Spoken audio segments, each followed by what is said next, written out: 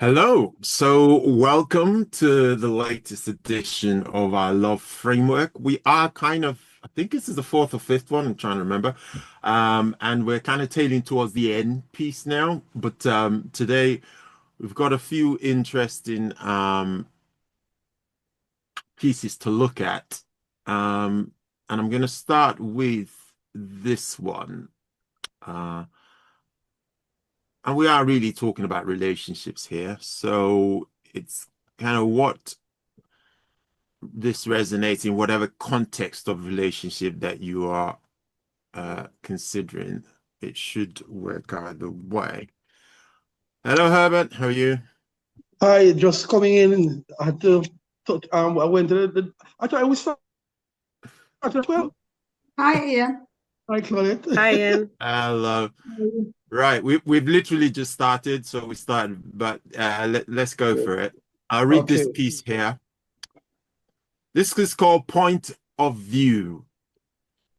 Hopeful is my view. The only way is up, in line with my expectations. That's how it is for me. Abysmal is my view. Hopes dashed against the wall of my expectations. That's how it is for me. Can't you see what I see? How are we side by side, yet so confused? Here, try these glasses. It's the one my brain used to create this point of view. So you want to read that again? Point of view. Hopeful is my view. The only way is up, in line with my expectations. That's how it is for me. Well, abysmal is my view. Hopes dashed against the wall of my expectations. That's how it is for me. Can't you see what I see? How are we side by side, yet so confused? Here, try these glasses. It's the one my brain used to create this point of view.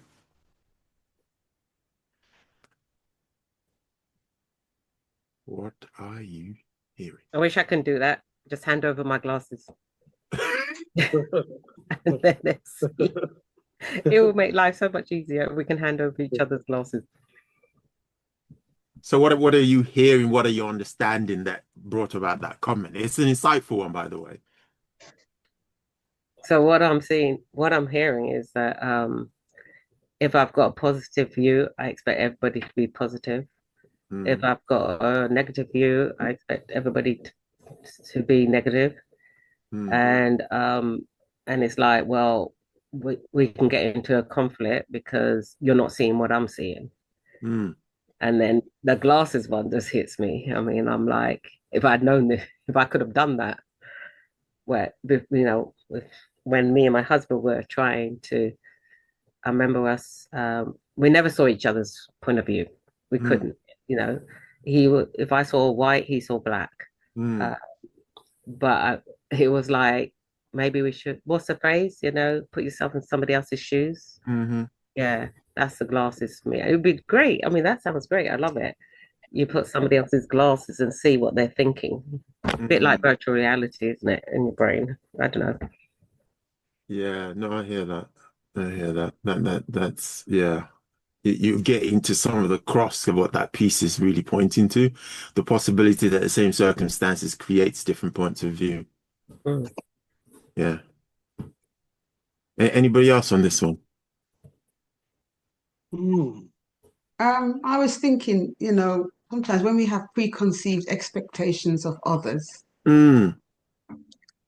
that can stand as a barrier in any relationship, especially if you're expecting something from someone or expect them to behave in a certain way or treat you in a certain way, Mm. and they don't know what the hell you're expecting from them.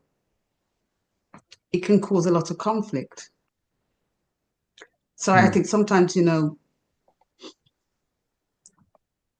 one-sided expectations just don't work.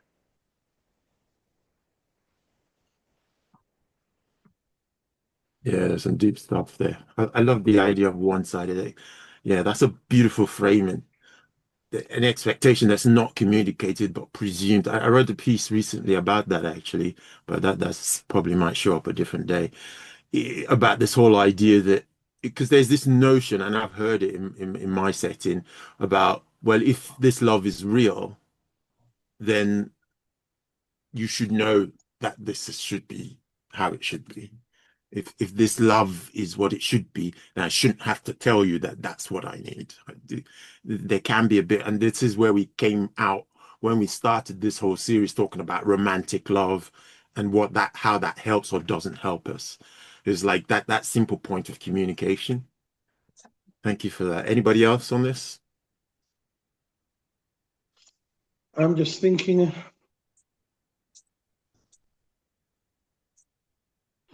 many times in this scenario, I think our minds have been trained to think one is right and one is wrong, when a lot of time you're both right. I love that. Say more. So the reality of the situation is, if we're talking about green, it is said that yellow and blue make green, but I can come and I just present green and you're seeing green, but the argument is, no, it's yellow, it's blue and yellow. And the other person is saying, I'm not seeing blue or yellow, I'm seeing is green. But the truth is, if you blend the blue and the yellow, you get the same thing, but you're not seeing the process. All you're seeing is green, the finished product. Oh, come on, Herbert. You're dropping some deep stuff there. No, I hear that. This is why, if you look at the last three lines, it says, it's here, try these glasses. It's the one my brain used to create this point of view. The brain is what does the distillation. The brain is what creates that distortion. So you're right. There are two points of view in there looking at the same situation. It doesn't mean one is right or one is wrong, but if you're not willing to look across, then you can't find that understanding that may help you. Yeah, no, I love that. Anybody else on this?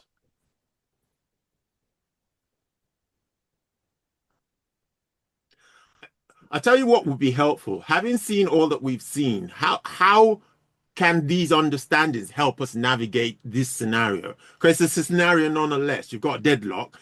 You know, one person is seeing this, one person is saying, how do we cross over? How do we begin to make progress through that? What could be helpful?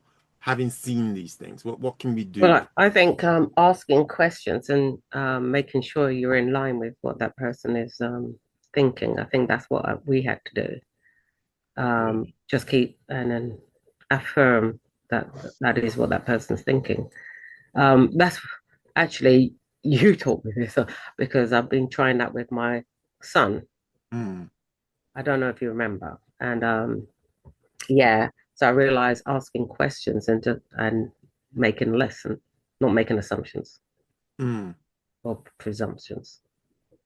I like that.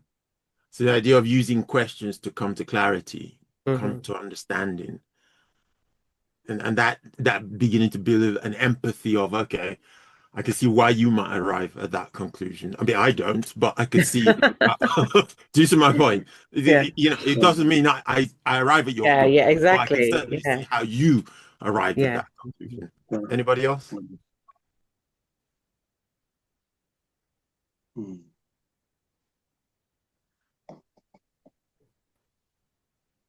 And being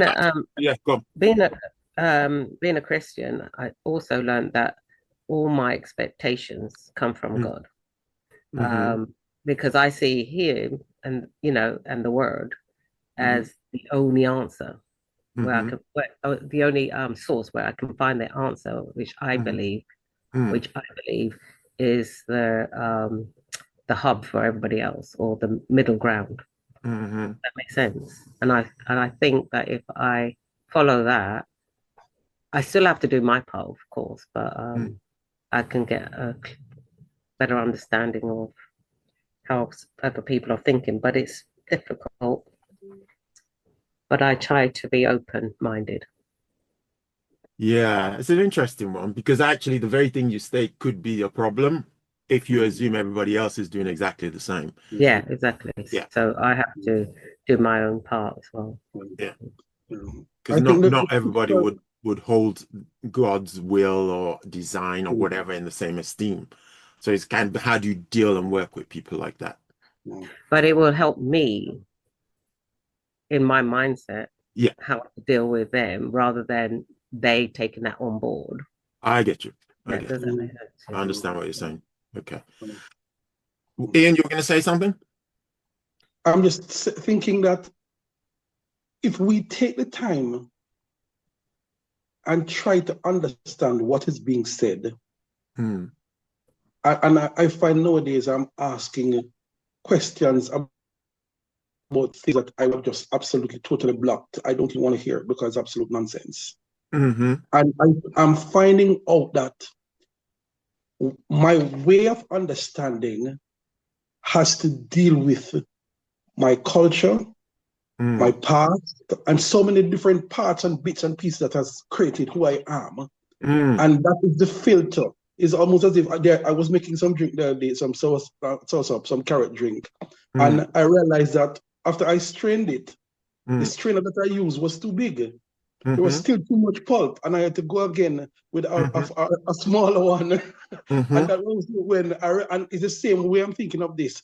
Sometimes the filters that we're using to listen to someone, it's too many things. It's there are too many bits and pieces of ourselves in that, and Mm. therefore we're not understanding by virtue of what the person is trying to say, but we're understanding by virtue of our own filters. That is beautiful. And that I go back to this line here, try these glasses. It's the one my brain used to create this point of view. That exactly is what it's talking about. It's the filter. It's your own schema, your experience. I love the way you frame that. All the stuff that have made your identity, created your perspective and point of view, religion, culture, experiences, conditioning from society, and all sorts of things. All those things and the other person you're dealing with has their own version of that. But generally speaking, we project ours onto them and believe they should see things how we see it. But it's And not that's the necessarily reason. the case. And that's the reason why I think. Okay, take care, my dear. That's the reason why I think that marriage, it's a clash of cultures. Mm, And I'm thinking so many marriages don't work today because of that reason. I am not because listen, if the sugar granules refuse to give themselves up, mm, if the lime wants to be distinct and refuse to give itself up, and the water mm, is plenty, we're making lemonade, by the way, and all the different things are resistive and want to keep their own characteristics, then yeah. you're going to be choking on some the granules of the sugar. The lime is going to be very outstanding and prominent and potent, which you're obviously not going to want. And the water is going to be water, bland and tasteless. But if everybody gives up their character, and that's what marriage is about, when everybody say, listen, I am willing to give up what I have to be a part of this mix. So at the Right, end of the day, we have lemonade because that's the objective. right. I love that analogy. That is beautiful. Thank you. Now I someone's like going to more go and make lime. lemonade after this now. I love that. Um, Yes, Claudette. I was going to say, you know what you said, what the question, and before Raquel said about asking questions, I Hmm. was thinking about patience, Okay. and I was thinking about giving space Hmm. because we need we need to have a space in which we can operate Hmm. when you're with, and if there's no space, if the space is choked, there's no space, then Mm. questions and nothing can be asked or given or received if there's no space in which it can happen occurring. Hmm. So it's about creating a space. I Mm. suppose like with young people, sometimes it's about creating that environment in which they can feel relaxed, they can Mm. feel not threatened, in which they can open up. Yeah, yeah. No, I love that's the beauty. that. That's the beauty of it, really.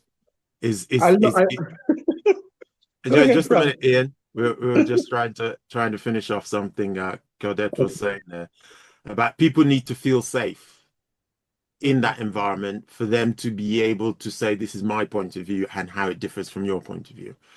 Because there are signals that you can send that might make somebody believe that their point of view is not welcome because it's different from yours. So it's how do you create and begin to give assurances to people or whoever you're dealing with that, okay, I get that we're seeing things differently, but I would like to understand how you're seeing it. And then open that space up for them to be able to, and to be able to withhold judgment until you fully hear them. Because as Herbert said, or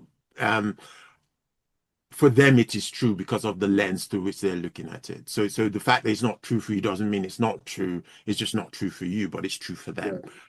And if you want someone to accept what's true for you, you have to be willing to accept what's true for them.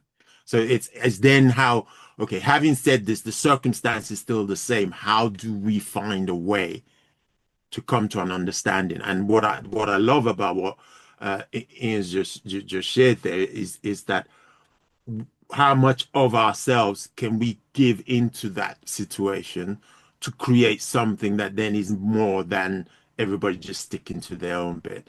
So to create something better, create something that's workable, right?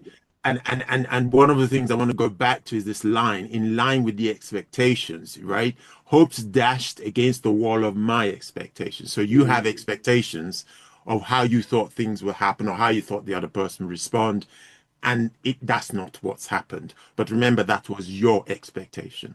Now, unless they signed a paper in blood that says they're going to hold to your expectation, then clearly we just need to realign that expectation and say, okay, based on reality and based on what's here, how do I adjust my expectations? Does that make sense? Auntie, and I can see you've come in. Have you got anything on this one, or are you going to sit it out until we get to the next piece?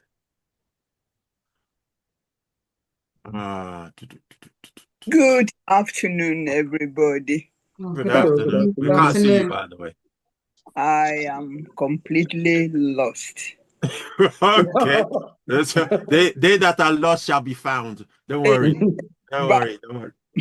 By the time I put the next piece in, you'll be found.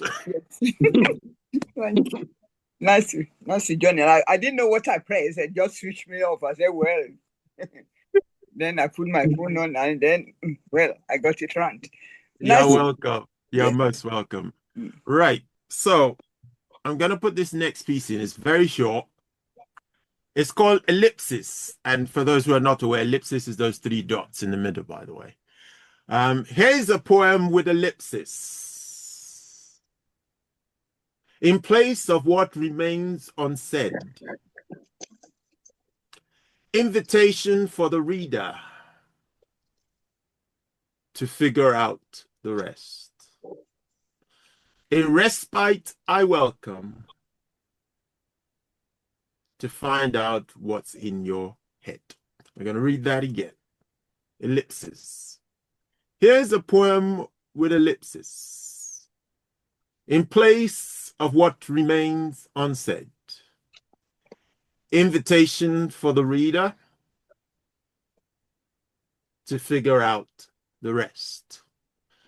A respite I welcome to find out what's in your head. What are you hearing?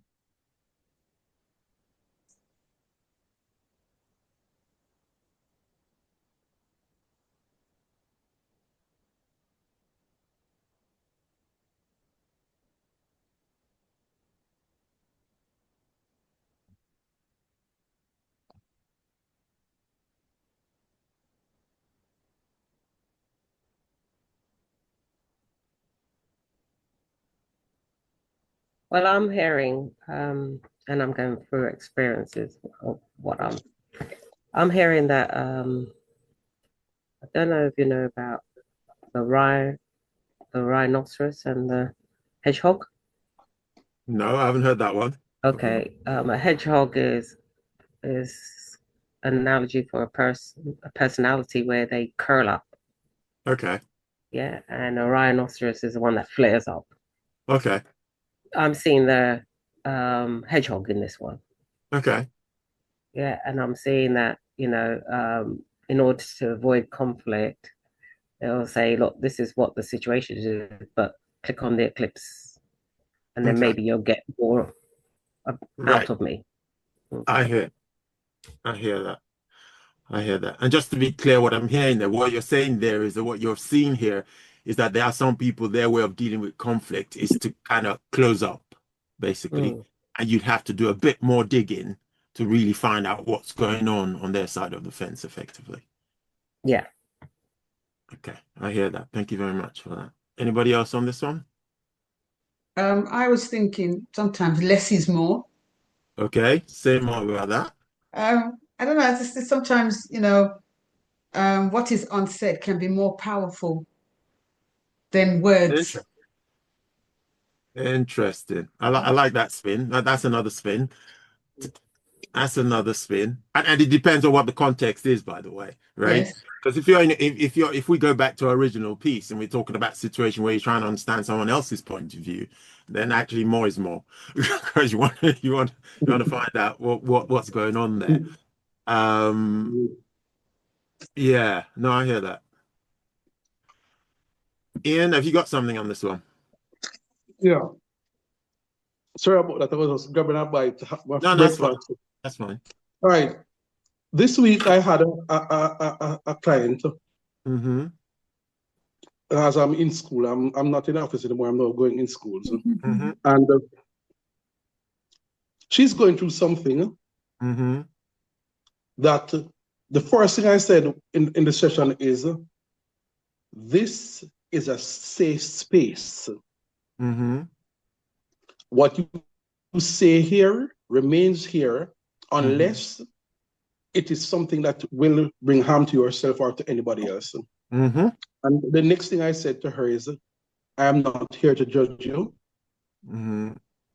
And what she said to me in that session was just absolutely amazing. Mm-hmm. She spoke to me about stuff that her mother don't know about. Mm-hmm. She spoke to me about stuff that her best friend for probably 4 years don't know about. Mm-hmm. So when Claudette talked about, I'm not sure who was mentioned it. Yeah, it was Claudette, yeah. Yeah, if you create a safe space Mm. and there's the removal of being judged, Mm-hmm. then all of a sudden the thing that seemed hidden, that has not been seen the light of day for years, will come forth. Right, I hear that. I hear that. Thank you very much for that. So you're talking now to the environment that allowed what remains unsaid to be said, Right, yes. if it is beneficial for it to be said, right? I love that. Yeah, I love that. And it's the use of space. It's the use of space. So you, the person who's asking the question, the ellipsis could also represent the space you give for the person to be comfortable to share what's there for them. Anyone else on this one?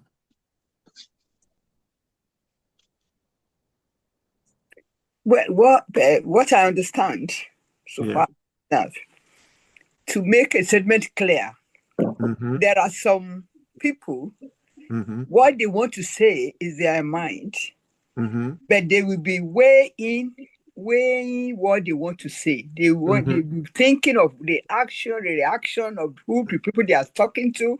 So they will withheld some important thing where you can get the key of what they are actually saying. So they will be battling between that heart and the one that they want to say. What he wants to say, he knows, but he wants to present it. He will be, maybe conscious of the reaction and make sure he's not twisting around and you really put the. Then that one will be, digging it out. The person can be angry. Yeah.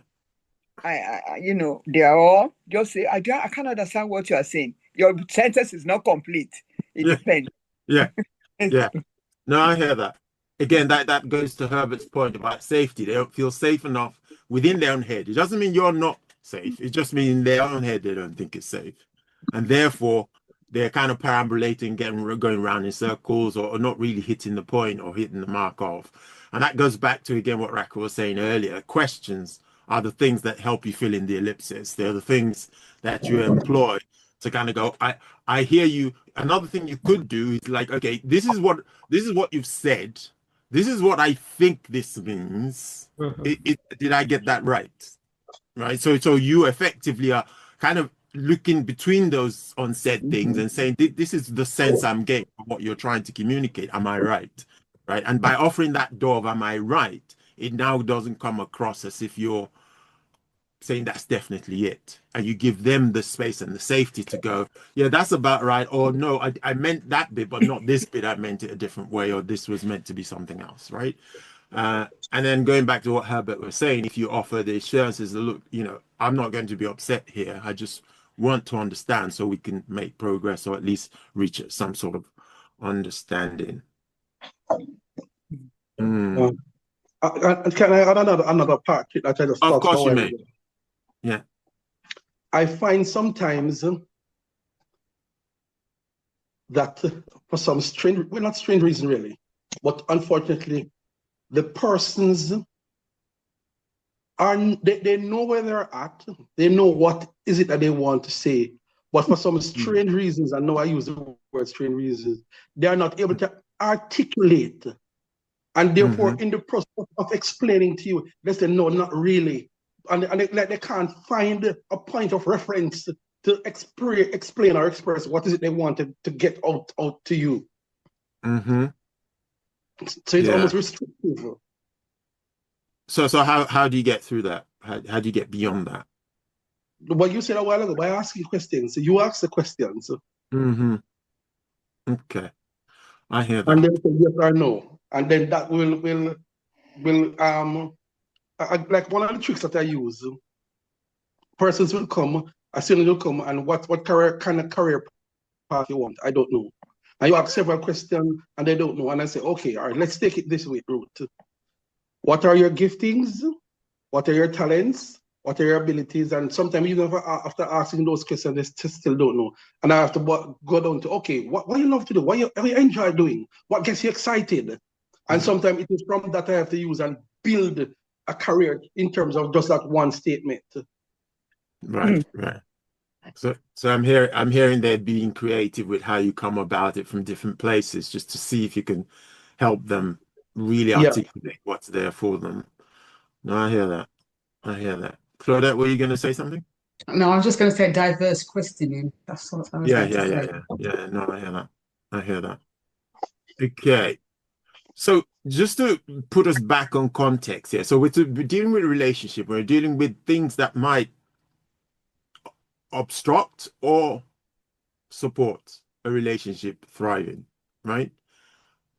And I think one of the things we're really pointing to here is that sometimes the thing that is creating the friction or creating the misalignment are just slightly difference of opinions, expectations, misalignment of things of that nature.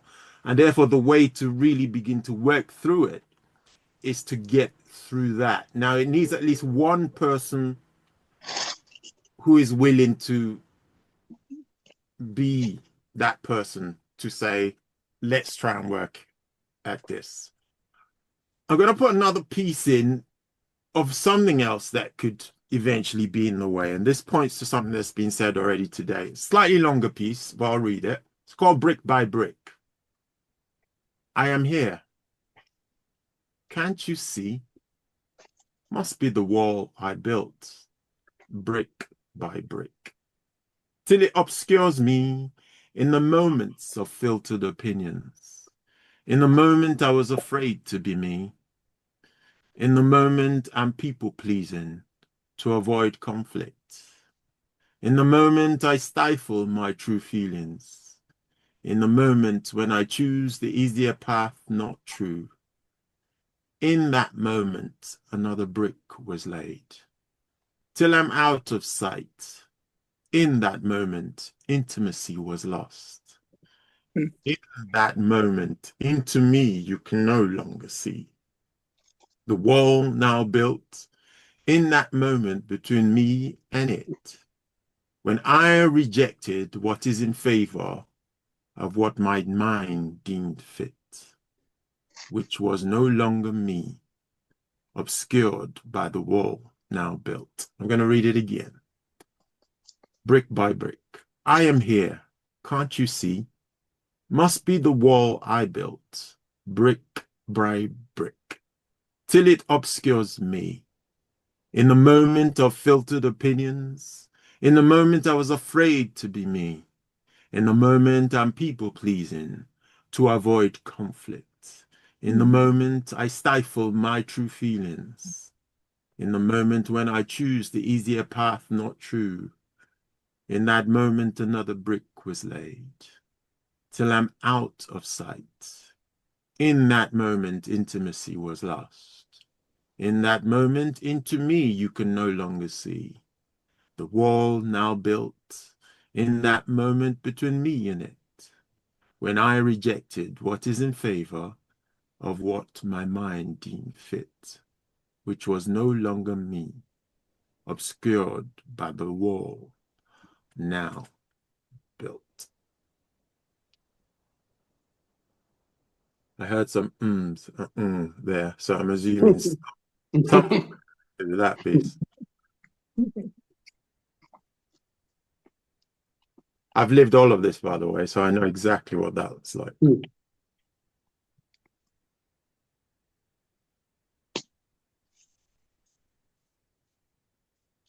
What resonates? I hear failure. Okay, say more. I hear failure. I think it's depend on what you're going through. Like one thing after the other, and you haven't overcome it, and you've just been building it up, and you store it, and then when you go into a relationship, you bring it forth, and in that relationship, you come with it if you haven't dealt with it. I love that. And therefore, you built this brick wall that the person in your relationship now can't penetrate. Yeah, no, I hear that. Yeah, no, I really do hear that. Yeah. And if you can't penetrate it, how do you connect? And you don't really know that person. But I think at the beginning of the relationship, it was all right because you're in that safe space and it was nice. But then you haven't dealt with the past. So that person in your relationship now, then they're only going to realize that later on when things start happening. I hear that. And this takes us back to this whole idea of when we start deflecting and when things are happening and we keep pointing the finger the other way. If only the other person changes, then this won't be like this. But actually the work is for us to do in ourselves, because even if that relationship ends up not being the right one for us, we've used that opportunity to really work on ourselves so that when we go in another relationship, we're showing up, like you rightfully say, haven't addressed or looked at what's there. Yeah, thanks for that. Anybody else on this?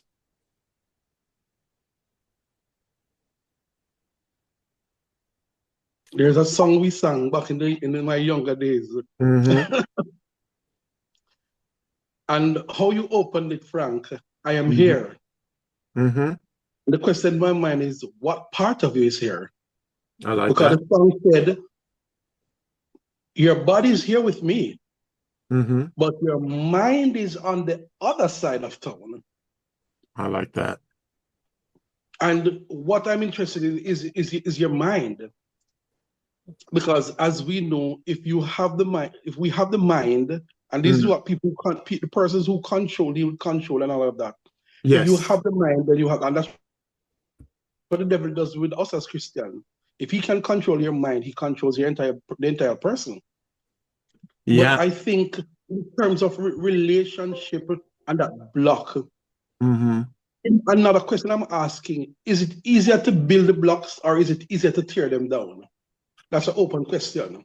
I hear that. Let's deal with number 1 point first, which is which part of you is here? Because if you're physically there, but you're not emotionally present, then you might as well not be there. Exactly right. In actual fact, it's even more frustrating because the person can see you and then be clear on the fact that you're not emotionally available. You're not. They can sense it. These things are energetic. You can try and fake it, but people can sense that they're not really connecting with the true energy of you. Yeah. They just get in. So things might be coming out of your mouth, but they're placations. They're just kind of words, but you're not really engaged, and they can Yeah. sense. People who are sensitive can sense that that's what's going on.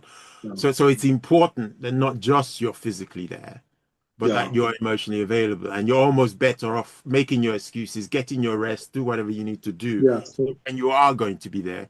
You are really there. So that's one thing. Then what was the other question? What was the other exploration in that you brought to the table? the one about is it easy to build the bricks or is it to tear Right. them down? Yes, yes. Okay, from my experience, it's easier to build the bricks and you don't even realize you're building the bricks. And that's why the piece keeps going in that moment. In that moment. It's like the moments are passing and you don't realize your reactions in those moments is building a wall. Until, as Raquel eloquently said, at the end or towards the end, when issues or things come to a boil, then it's kind of retrospectively looking and realize, oh, sugar, this is where we've ended up. How did we become this disconnected? Is because in those moments, every time you're making those decisions to consistently shield, to consistently just appear to be rather than be, to avoid difficulty, to avoid the hard things, to avoid the difficult conversations, all those kind of things. Those do create a quality of relationship that sometimes is not even worth. It's not worth it. Because it happened in such a way that is either you're building the relationship or you're killing the relationship. But depending on what your actions are, because I think as men, the tendency for when things are not going in a particular way, we become silent. That's the hedgehog, isn't it? That's what Raquel was saying. Yeah. And there's so much silence. There's so much in the silence. This is where Claudia's point comes in. There's more that is being said by not saying anything. Yeah. And that's the ellipsis in the middle. Those are the ellipsis in the middle, the bit that's not being said because it feels like it might be too difficult, which again was what Auntie was saying earlier, is that people avoiding the saying because of their perception that maybe it might trigger the is it rhinoceros is the other part of your analogy. So in order not to set off the rhinoceros raging through the place, you kind of go, you know what, it might be better for me to just, and then you talk to the people pleasing element of things.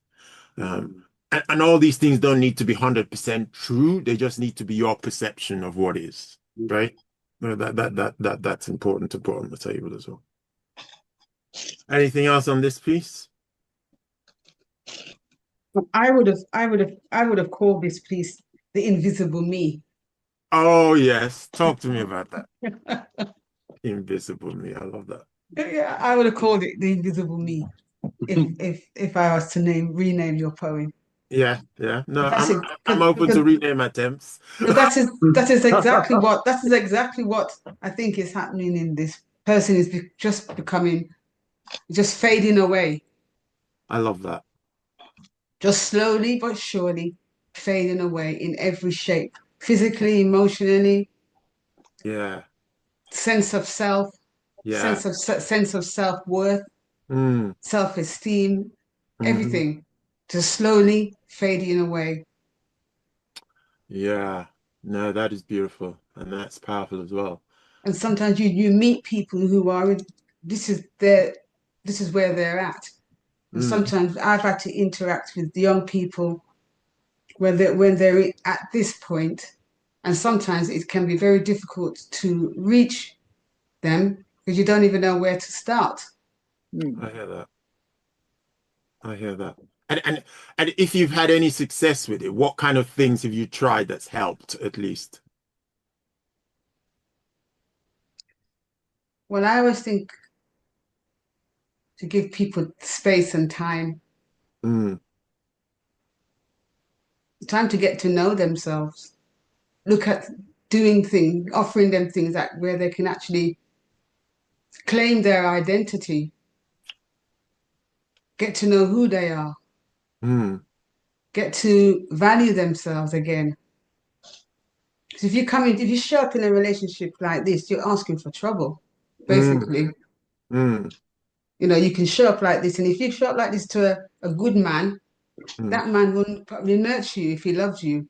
But you show up with somebody who's abusive, you're in big trouble here. I hear that. I really hear that. And that's a powerful point to make, actually. Because you become vulnerable in that regard, isn't it? Yeah. No, I hear that. So you mentioned about helping people really begin to lean into their own self-worth, beginning to understand and know themselves. What are practical things that you've tried that's worked in the past to help them do that? Well, with some young people, very young children, we've used art, anything that's therapeutic, music, art, anything. For some of them, it's just drawing.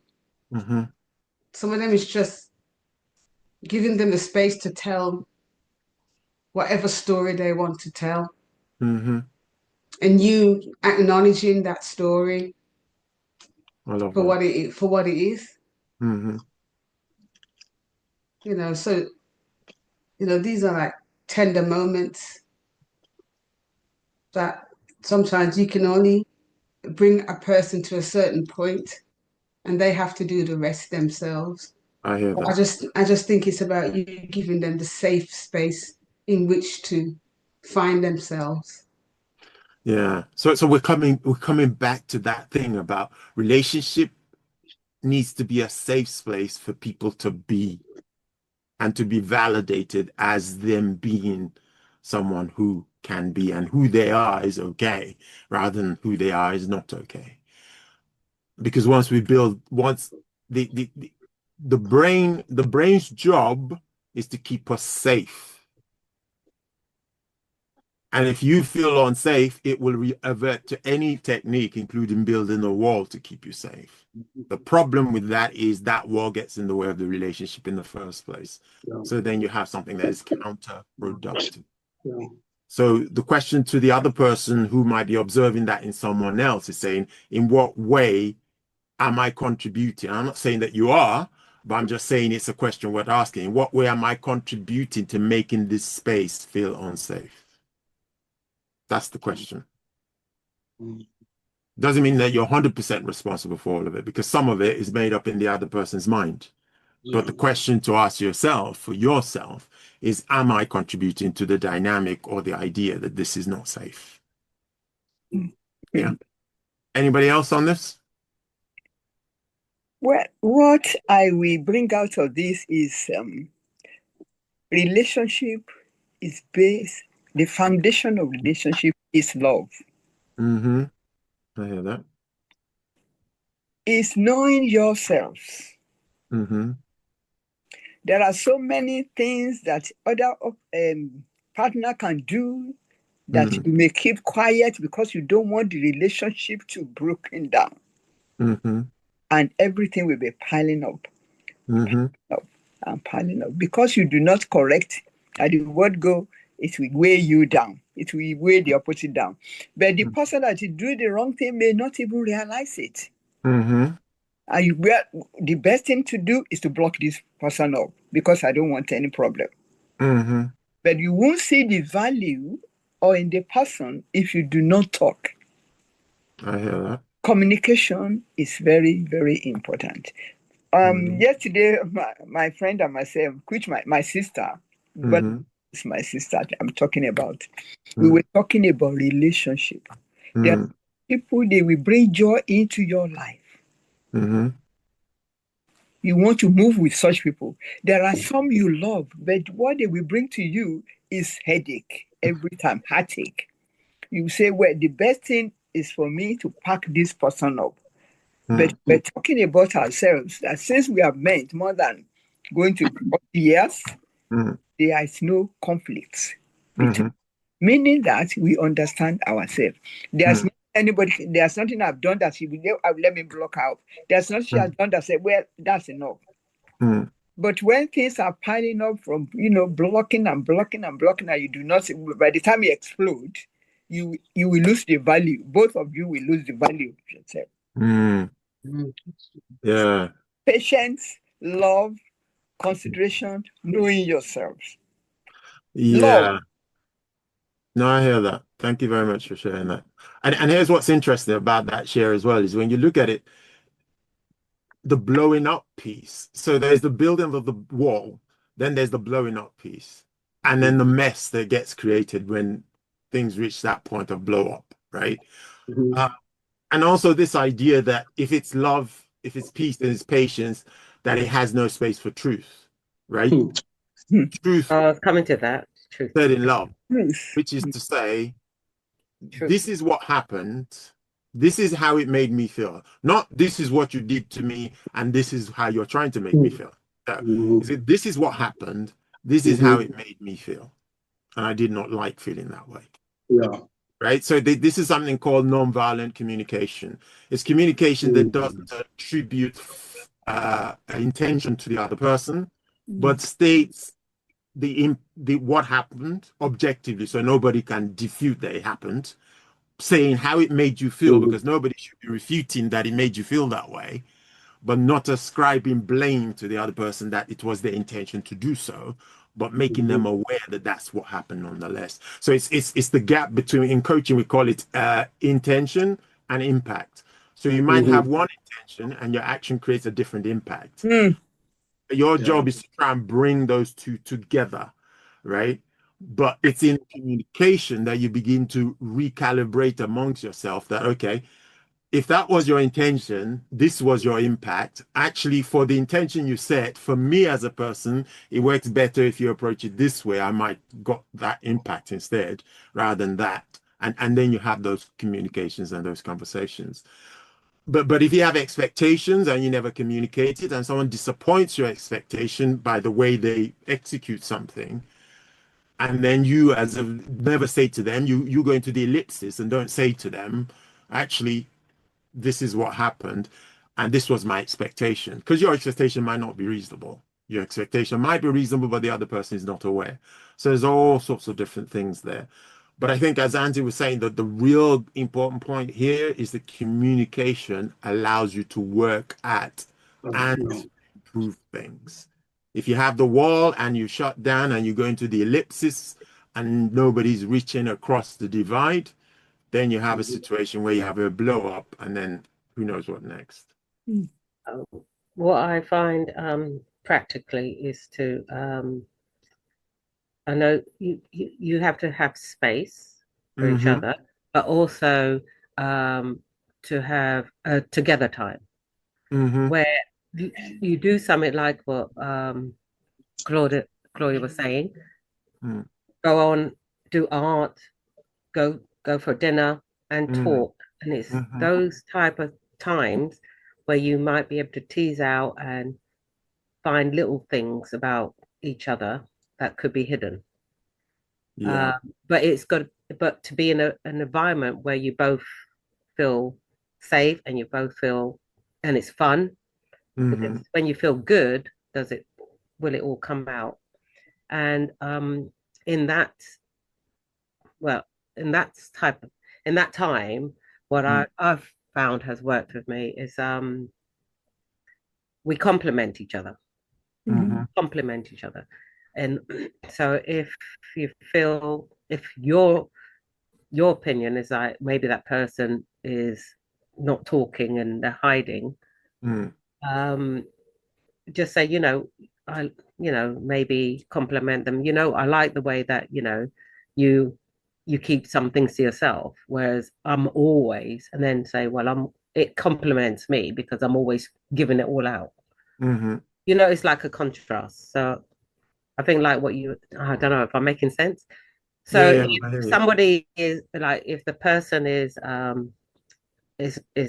not communicating, and I'm always talking, like if I'm like, say I'm always talking and the person I'm with is not communicating, then I will give them a chance to say, compliment them and say, I wish I could be like that, because I'm always talking. And ask them, try to get them into a conversation to say like what they're doing is not actually bad. There are some good points in it.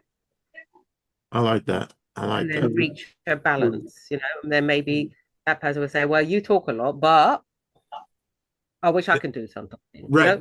Exactly. And that ironically is what often would happen is like you'd be at maybe slightly different extremes of that spectrum, and you're kind of seeing it as the reason why things can never work. But actually, it might be that you're there to support each other to find more middle ground. Mm-hmm. Right? You do see what I'm saying? So for you to see the value of sharing and the other person to see the value of sometimes it's good to just be a bit more reserved and so there's no right or wrong. It's just how you use those things. Because very often Exactly. people's negative thing, people's weakness and strengths are often related. It's the overstretch of the strength can sometimes create a weakness, right? So or the not use enough of certain things then looks like something else. So it's kind of the brain wants to go right, wrong, but sometimes it's just really just that. And it's like Place. I use weakness, and I would say now to myself, somebody's weakness, I would help them in their weakness because their weakness could be my strength, and my weakness could be their strength. Right. This could be it. And you give people perspective to experience those things, right? Wow. Okay. Can I add one more thing before you go? Of course you Right? may. And then we'll end with that. Okay. What I have discovered is that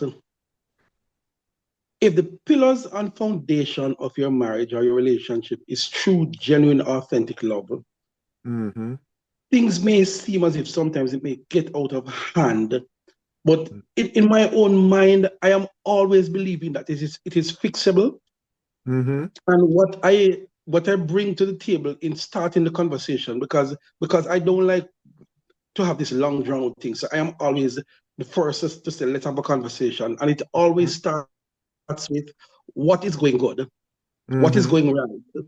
And then I am not saying you did this or you did this, but my approach is I did not feel good about what was said, or I did. So the emphasis on me and not the other person. And I find that really works a whole lot.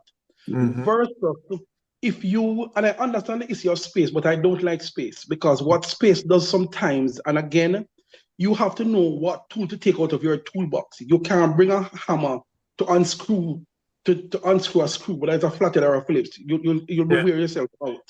Yeah. So what I find is that it's almost as if you so want to solve the issue, and the person may really be upset because whatever happened, but because they know when you generally want to have this thing come to an end, and you start to talk, and you see the person listening, you know that they're engaged, and you may go, and you want to give a hug, and the person may shrug off, and while they're doing that, you're looking at the mouth and you realize that there's a curl at the mouth. So while you're doing all of this, you can see that the curl at the mouth is saying a whole lot more. And before you know it, the conversation is very advanced, and the two persons are looking at it objectively. And in a minute or an hour, whatever period of time, the issue is resolved because of that foundation and pillar, which is love that both persons have. Yeah. No, but that's the beauty of a relationship, right? It works when there's at least one person wants to work at it. It works better when both people want to work at it, that's for sure. But if no one wants to work at it, then it's not really going anywhere. But yeah, I love that. So I think I'll call it here. I was going to put another piece in, but time is gone, so I'll call it here. But it's been such a rich conversation, and it loops back on itself to really show that actually there's not as much mystery as we think there is in what makes a relationship work, but it's the willingness to do the things that would help you get to a place of understanding how to make it work. And that's being us willing to be vulnerable, ask the questions, not make assumptions, make our expectations clear, be non-judgmental when we say how we're impacted by things, and really just talk things through. There is a hope. And if you end up in a relationship where you think this is not going to work, regardless of all of that, learn about yourself so you don't take whatever there is into another relationship. Right. I'm going to start right at the top. Claudette, what are you taking away from today?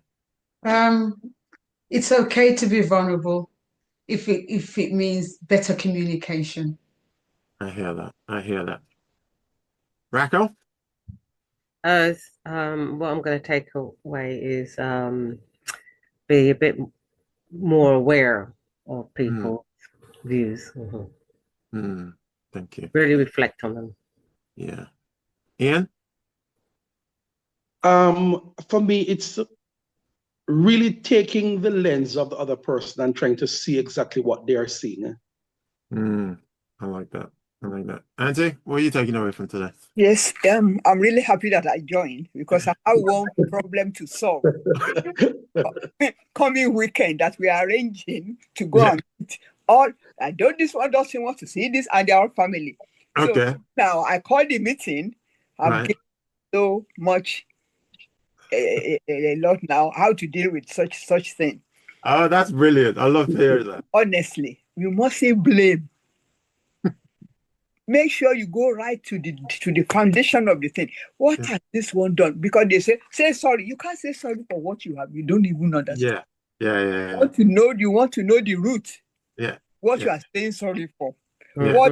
Otherwise it will repeat again. So I learned so much of how to handle such difficult things now. Well, I'm glad that we're able to facilitate a space where that could happen. I mean, this has been worth it just for that. Yes.